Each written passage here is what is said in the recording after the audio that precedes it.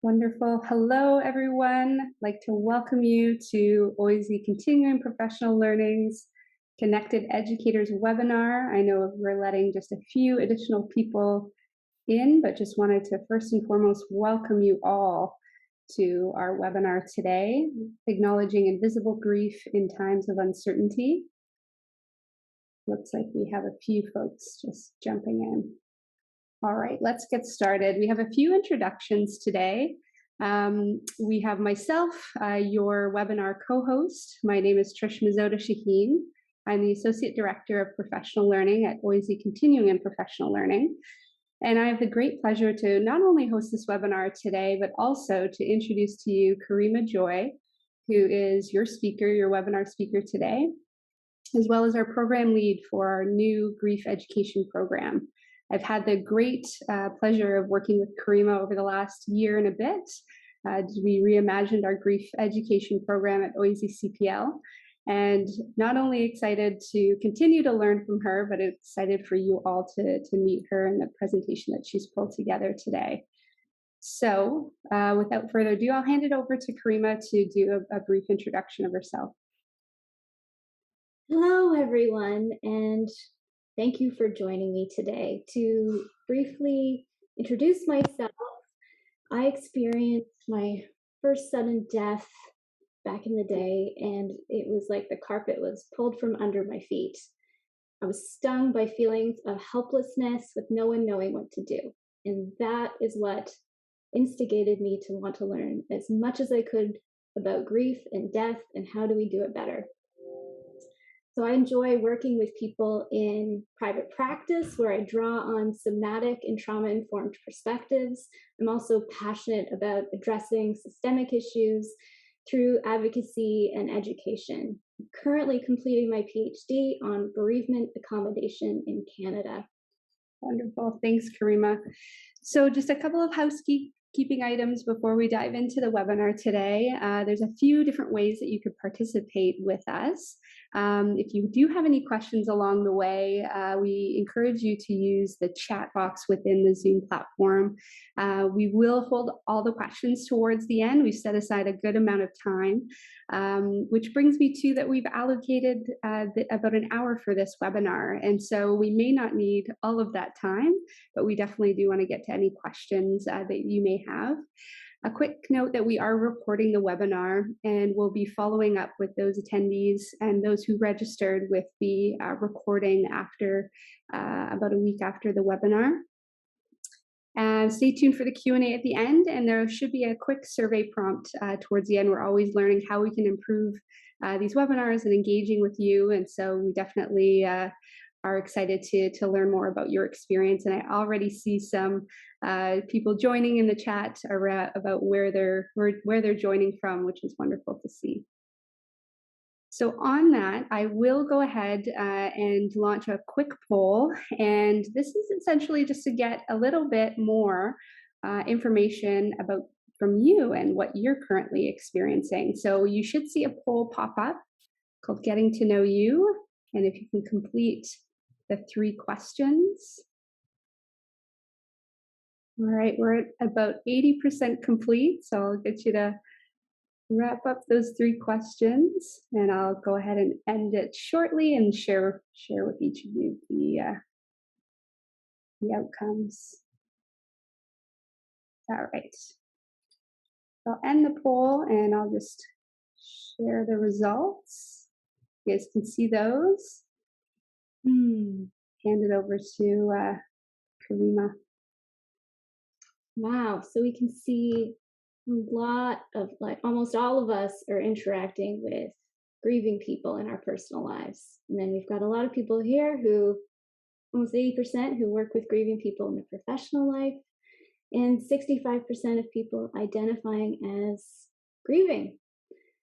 Thank you all for sharing. That is great, just to get a sense of who's here and a lot of self-awareness. I love it. Take a moment to arrive, get comfortable as we go into the topic today. We're going to be speaking about invisible grief, grief literacy, and exploring how to acknowledge grief personally and professionally. When they asked me to do a webinar, I said yes, and in the same breath gave the title. It came to me so quickly because it's the water we're swimming in right now. And there's just so much grief around us. The accumulation of losses are compounding on our psyches and demanding attention. The Canadian Grief Alliance has estimated over 4 million people are grieving a death during COVID-19. Many of us are feeling uncertain, anxious, or heartbroken. If you feel activated by any of the content today, do whatever you need to do to take care of yourself. My intention with this webinar is to present a buffet of ideas. Please take what resonates with you and leave the rest. So, as a settler, and with the Truth and Reconciliation Day last week, I'm offering a land acknowledgement as a time for brief reflection to recognize and offer respect to Indigenous lands, treaties, and people. While today we meet virtually, I'm on the traditional territory of the Mississaugas of the Credit, the Anishinaabe, and the Haudenosaunee, and the Wendat people. Currently, it's home to many diverse First Nations, Inuit, and Métis people. I also acknowledge that Toronto is covered by Treaty 13. We do this acknowledgement to honor Indigenous presence here for over 10,000 years, recognize the historical and ongoing impact of colonialism, and express gratitude for the opportunity to work and learn on this land. We're jumping in. What is grief? The Latin root, gravis, can mean heavy, weighty. There's gravity behind it. A lot of us know it as something quite like, ugh. It is an embodied response to loss. This is a really important point because it's not just in your head, it's not just some feelings, it is a full body experience, and it's multidimensional.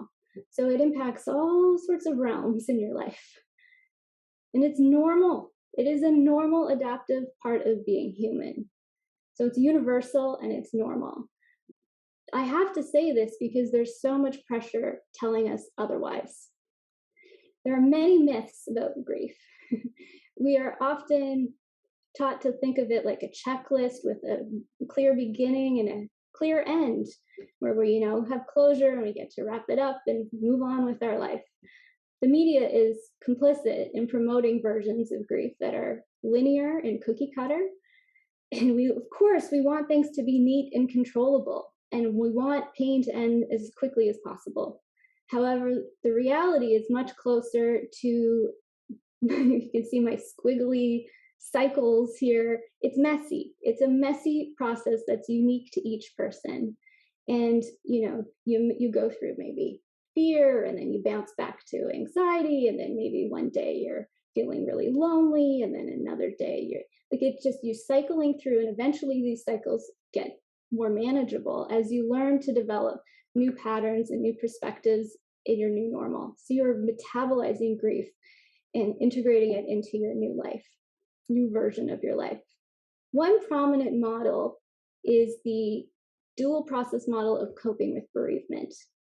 And in this model, if you can see here, the idea is that you're oscillating. So you're moving back and forth between this loss orientation, where you're in the heaviness of, in the grief, and then you're moving into present life. That's the restoration orientation. So to give an example, someone might be in the pits of the heaviness one moment, and then they're watching Netflix and they're feeling a little bit okay. They're distracted.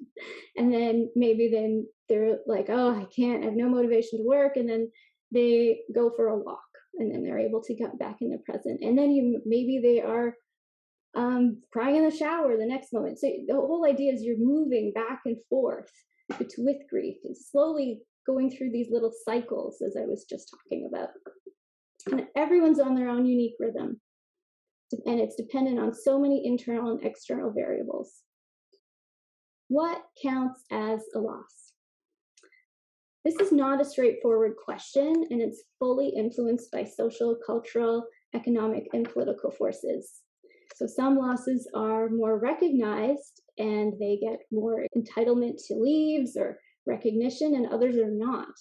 And there's also hierarchies of pain that often go unnamed and negotiated in our interactions. In my early training, I was exposed to the idea that a loss is a loss is a loss. I'll say that again. A loss is a loss is a loss. And with this idea, it's inclusive of death and non-death losses, the focus being on grief. And grief is something that's subjectively defined.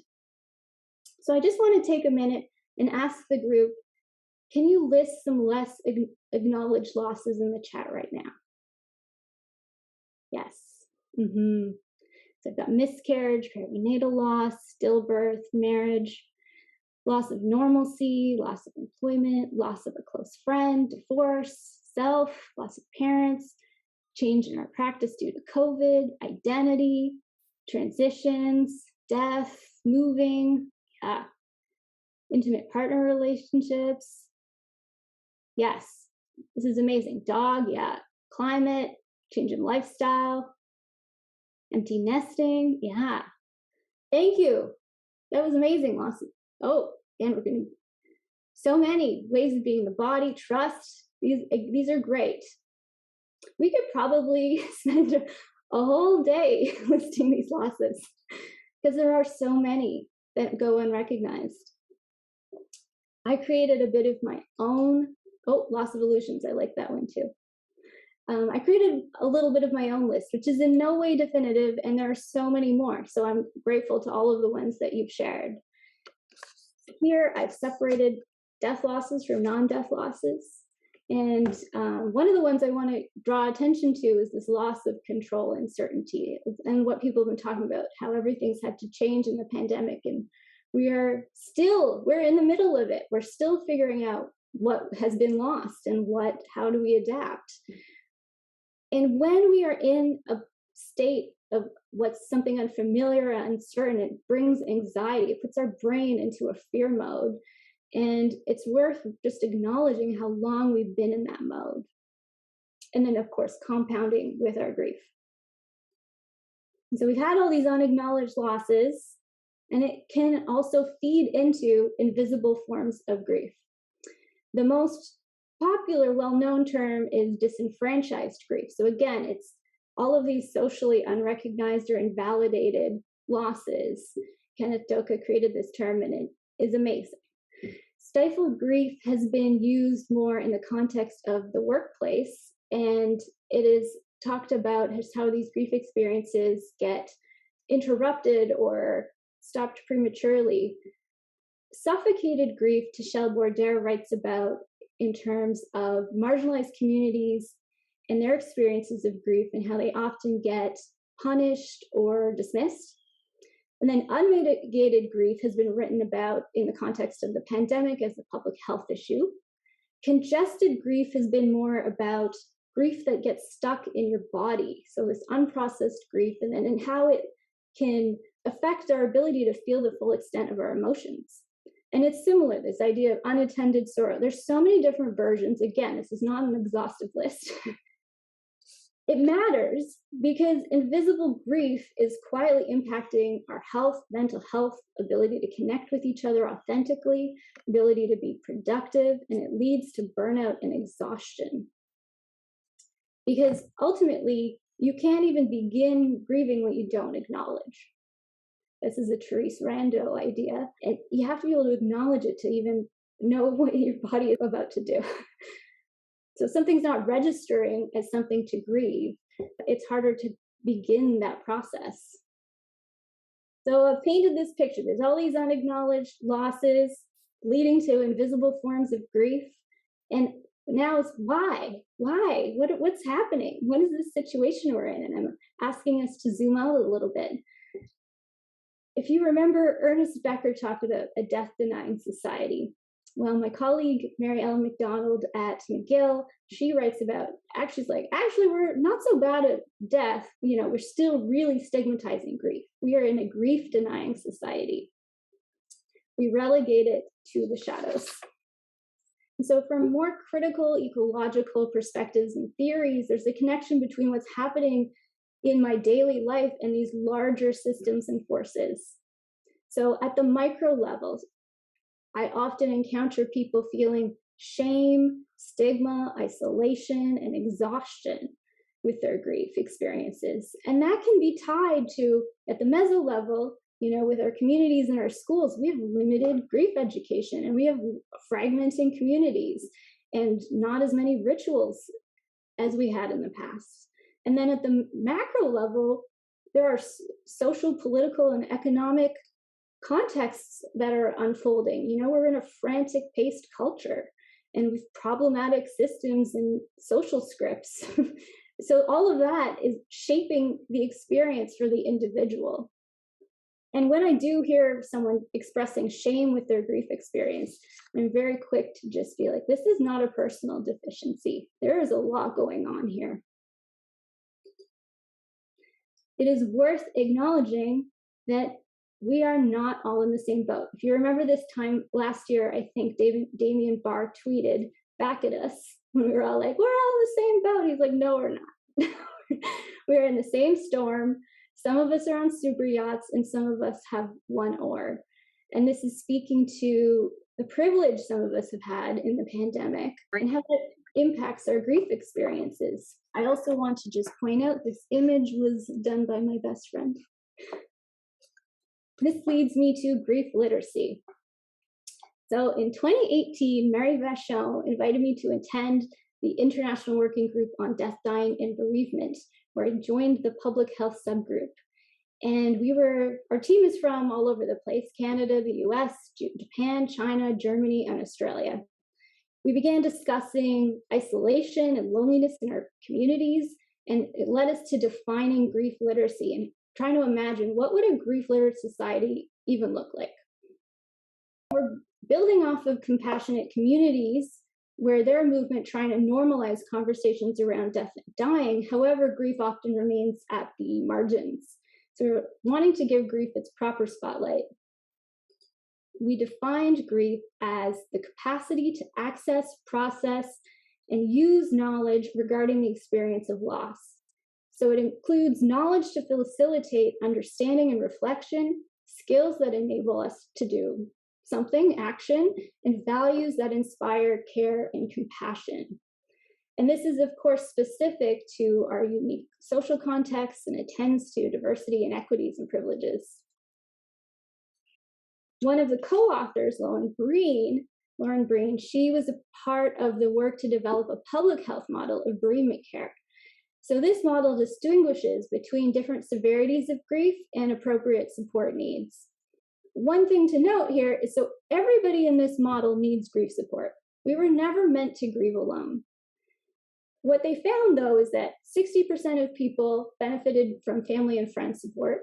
30% of people needed a bit of additional support. Maybe they connected with a nonprofit or a support group. And 10% of people were more at risk of the complex grief issues and may need a referral to a mental health professional. So this model countered the idea we all need grief counseling. That's just not true. Or that we would all benefit from it. Again, not true. But everyone in this model benefits from grief literacy. Okay. So, at the point of strategies for acknowledging grief personally and professionally, how do we become more proficient in acknowledging grief? For anything to shift, we need diverse strategies to influence all levels. Many of the strategies I'm about to discuss are high level in this short webinar, and they're no way definitive. There's so much more room for collective creativity and reconnecting with ancestral knowledge and developing new practices. I love this quote here by Francis Weller, who he's encouraging us to learn new ways to see, talk, and hear. At the micro level, of course, we must start with ourselves, developing a relationship with our personal grief. So this is a shift in perspective because we often think of grief as just an event that happens to us instead of something that accompanies us throughout our lifespan. Your grief is valid. Even if no one acknowledges it, it's valid. This requires so much self-compassion and learning to sit in a bit of discomfort. And I say this knowing the 2014 meditation study where they asked participants to meditate or for 6 to 15 minutes or self-electrocute. And 25% of women and 67% of men prefer to zap themselves instead of quietly thinking. I think that's so funny. So it's uncomfortable. It can be so uncomfortable to relax into or befriend the discomfort of it. But keep in mind that dual process model where it's normal and beneficial to oscillate, to go between the heaviness and allow it to come and go, and then continue on with your day. So again, remembering that grief is normal and adaptive. And when it comes a knocking, instead of worrying it's going to take you hostage, learning to honor what arises. The second point I'm making here is there's nothing you can say or do to take away another's pain. This is a really hard one to put into practice because we'd love for nothing more than to be able to take away each other's pain. And it's truly the helper's journey to figure out what's within their realm of control and what's not. And it's more important to focus on how do we honor grief? How do we abide with it? How do we sit with it and empower people who are grieving? Because they've just gone through something where it's a loss of control and they've entered a context that's not necessarily going to offer them space for their experience. So seeing them as the person who knows most about their needs or their context, what's available to them, and offering them support and choice with kindness and compassion. And then at the meso level, becoming grief and trauma informed. There is so much to unlearn. There is so much to resist in our social messages that create so much shame and pain about our vulnerable experiences. And also learning about the nervous system and how to work with it instead of against it. And then practicing public acknowledgement. This is a tricky one for people too, because again, it's requesting we move through some discomfort to develop skills to have conversations about grief and acknowledge when you do notice invisible grief. So validating its existence. I often hear people worrying, oh, if I bring it up, it's going to make them more upset. Trust me, they're upset. They're already upset. So validating its existence can be almost a relief when it's the elephant in the room. And so we're in a virtual context these days. So, I have been seeing more and more emails going around acknowledging different situations or practicing announcements, or how do we, incorporate it more into our classrooms and our workplaces. There's a lot of room here for growth. And then creating opportunities for connection. This seems so simple, but it's not. Our core human needs are, safety, dignity, and belonging, and that gets lost in just the franticness of our days and all of our agendas, and forgetting that no, really, we want to just connect with each other and be seen for what we're going through. And so how do we create more opportunity for that, whether it's through ritual, whether, maybe you're part of an established community that has rituals, wonderful. And if you don't have that, so how do you develop your own, or how do you find community, whether online or in person? And then this community building. So again, addressing head on the isolation that most of us feel and creating more opportunities in our meetings, our workplaces, and our cultures for connecting. And then finally, at the macro level, getting to know the context, systems, and policies that you, your clients, your students, and your patients are impacted by, which includes figuring out what are your rights when it relates to bereavement leaves or different leaves you can take, and then allowing also for the grief that you're experiencing to be transmuted into a different kind of energy that leads to advocacy or social action. I think Mothers Against Drunk Divers or Black Lives Matter, it's allowing the grief to just turn into something that will improve society. I recommend checking out the Canadian Grief Alliance. They've been advocating for a national grief strategy at the federal level. And so I hope you walk away today with an understanding of why you need to be so gentle on yourself Your grief is valid even if it goes unrecognized. And you are not alone in your exhaustion and overwhelm. There is so much room for growth in how we can become more proficient in grief personally and professionally. Thank you. Thank you, Karima, and thank you for your time in putting together such a thoughtful and reflective piece. And I know, given your note before, there's such a short amount of time with this webinar. I hope that those that have taken some time away from your day to join us are leaving with feeling uplifted, as well as filling up your bucket of knowledge as well. So thank you, Karima. Thank you to those attending. For those who may have some questions or want to stick around to hear some responses, feel free. I'm going to encourage, if you do have a question, to pop it into the chat. And yes, we will be sharing the slides. It's a great question. One of the things that we'll likely do upon wrap up, you'll see a couple communications follow up on here, is to share the recordings for those who might have registered and not been able to attend, and as well as those who been able to attend. So yes, recording and presentation we'll be sharing to each of you. So just a lot of feedback, Karima, for you, of illustrating the messiness of grief, and overall, thanks for the data and the support. I think Joanna, who is one of our sessional facilitators in our solution focus, made an excellent comment around finding purpose within grief seems to be related here to this advocacy piece, which is brilliant. So I do have a question. If you can talk a little bit more about the grief education program, what the revamp is and hoping to achieve, and how it's different than it was before. And I don't know, Karima, you can start, but I know we'd have a couple of slides afterwards that we can chat about as well. Maybe we can just go there. Do you want to start with that one, Tricia? Sure, yeah, and then you can chime in. So a bit about our new grief education program for those of you who have learned with us before or were aware of our previous bereavement education program. This one has 3 6-week courses and is available fully online. The experience is asynchronous, although we'll have some synchronous elements to it as well.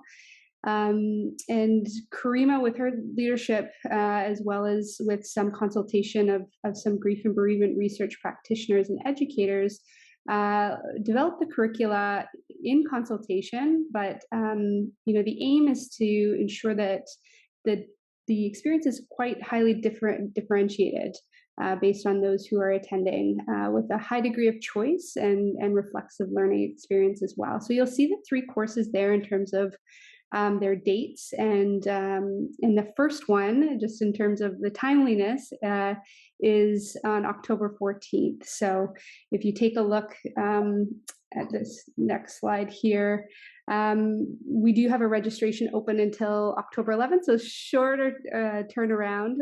But if you want to find out more, I can pop in this link in the chat for you, and that'll take you directly to, oh, sorry, I just sent that to Nancy. Sorry, Nancy, I'll put it to everybody in the meeting. And we'll also follow up with some additional information related to the program itself. Yeah, hopefully that answers. We do have a couple other questions. Just gonna go back up here. Might you be able to speak on the way of how grief impacts the nervous system and ways to calm the nervous system in moments where it is most acute? Is a very interesting question. And by no means am I the expert on this, but what I've been taught is to actually, like when I was speaking about the nervous system, I was meaning it from the place of the person who's being supportive or witnessing it. But the person who's in the acute messiness of grief, it is not necessarily the goal to try to regulate in that moment. It's more about allowing the grief to come out and allowing just being with the grief and befriending it. And so, yeah, it's not necessarily about, so I'm glad you brought that up. It's not about somehow trying to calm yourself down when you're in the most acute grief. If that helps. I have a question about how to support grief of others in the workplace. Would be interesting to hear more about that. Again, we could do workshops on all of these topics.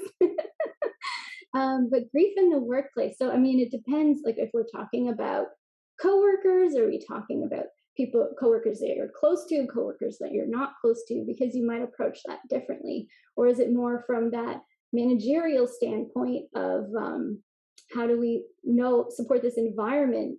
To how do we, come wrap around the person who is grieving in our workplace policies and a culture? So there's different angles of this question, and I don't know if you mean it in the context of if you don't know someone well, because again, that I think that's the trickiest for people. If you're not really close to someone and they're grieving, like I often have clients who are like, I don't think anyone in my workplace even knows. And it's been 6 months. So how do we check in with people? And like more than once. It's not just a one-time conversation. It's something that you keep checking in. That's my brief answer. Thank you. It is absolutely. I think there's such situational nuances as well that play into that one. I have a question about if someone isn't acknowledging their own grief, for example, in a one-on-one counseling environment, how do we gently help them to consider the possibility that they could be grieving? I'll leave it there. Say that again. So if someone isn't acknowledging their own grief, how do we gently help them consider the possibility that they could be grieving? And would this be done partly by providing education on what grief is, especially something like invisible grief? Mm-hmm. And was it in a counseling context, or it seems in one-on-one counseling environment? Yes, so you're already in a bit of a context where you have that hopefully rapport and trust with the person, and yeah, it is absolutely worth acknowledging for people. That's a loss. Like that, have you a sense like that is a loss? It sounds like you're going through some grief. Again, validating its existence, because the pressure we're under often tells us otherwise. Tells us, oh, it's not that important, or and it stays in this invisible realm. So absolutely, in that counseling context, it is easier to validate that's grief and a loss. And of course, they can personally define. So if they're like, no, it's not, you can be like, okay.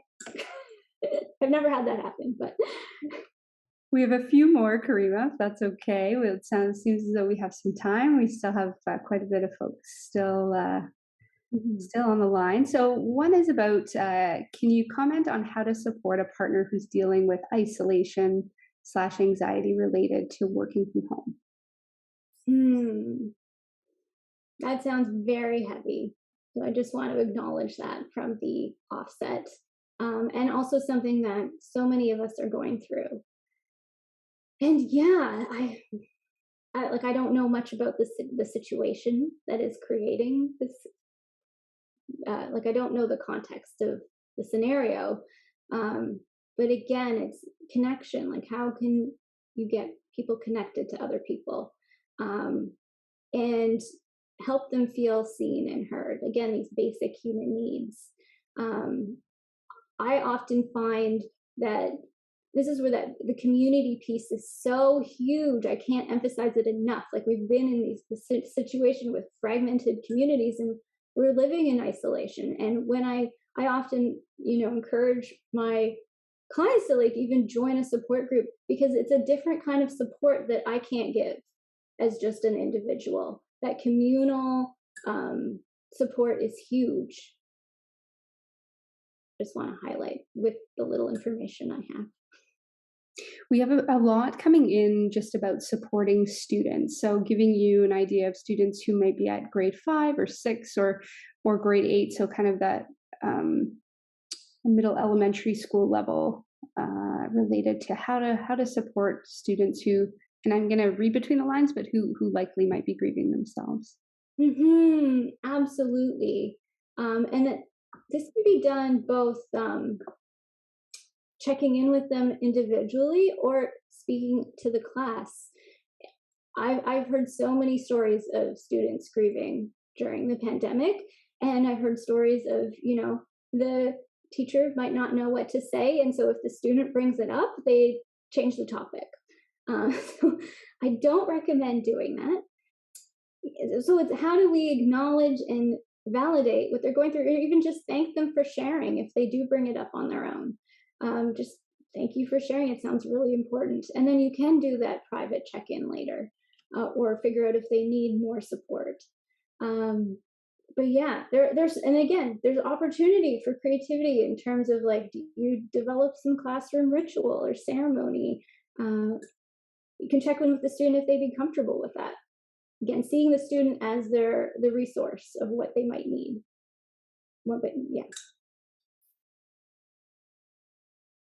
This is great. I know Nicole writes about there's a question of safety in order to acknowledge the loss as well. One might feel if they go down the rabbit hole and no one will be there to drop the ladder, or so no one will be there, or not, that let them feel ashamed. So I think the acknowledgement of safety in sharing. So creating these containers for the experience. So it's not just this unending experience for someone. And this is, again, acknowledging that nervous system piece that I mentioned earlier, where, yeah, it's not about just having, everybody around you bawling uncontrollably. That's not what I'm promoting here. But it is allowing the grief to move in and out of it. I think we're more conditioned to be afraid of it. We're afraid that people are just going to unravel. And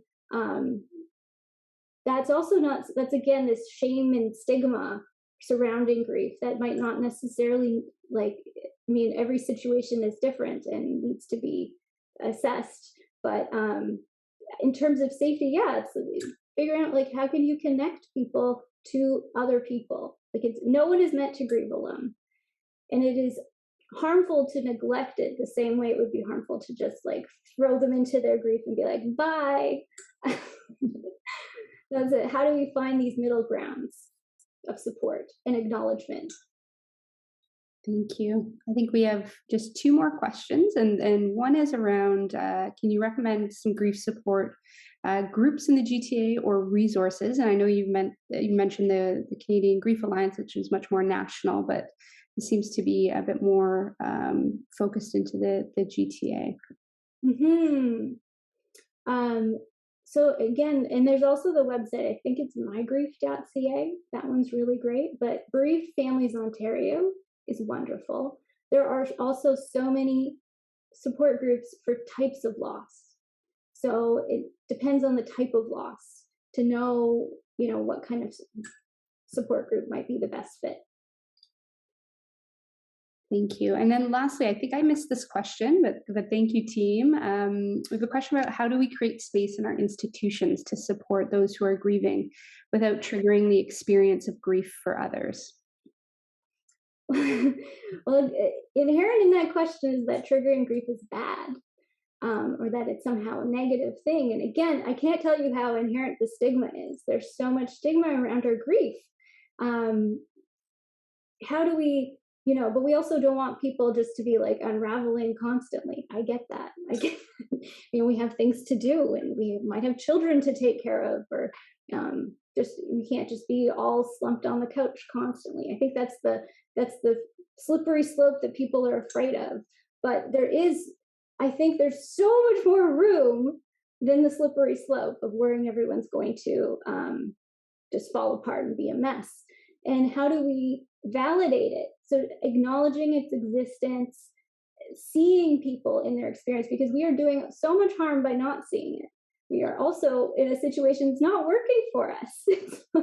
It's not working for us. Yes, it's working for our productivity, but it's not working for our mental health. And how do we just create these inclusive spaces that people can show up and feel supported and like they belong and like they have dignity? So there isn't a one answer. There's so many nuances depending on the type of workplace or the type of institution. And just know that there is room to be creative. Thank you.